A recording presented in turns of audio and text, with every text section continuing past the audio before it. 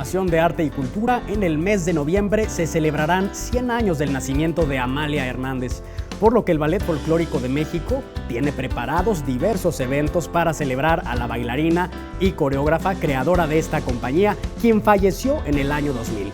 Dentro de las festividades se realizará una función especial en el Auditorio Nacional con más de 80 bailarines. También se reinaugurará la Escuela del Ballet Folclórico de México, seguido del coloquio centenario de Amalia Hernández.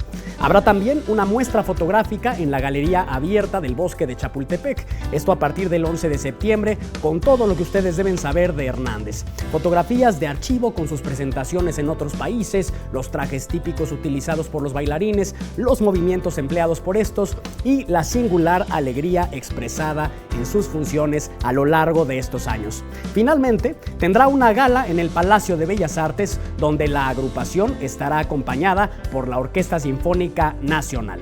Para conocer todos los detalles de la celebración, pueden ingresar a www.balletfolcloricodemexico.com.mx.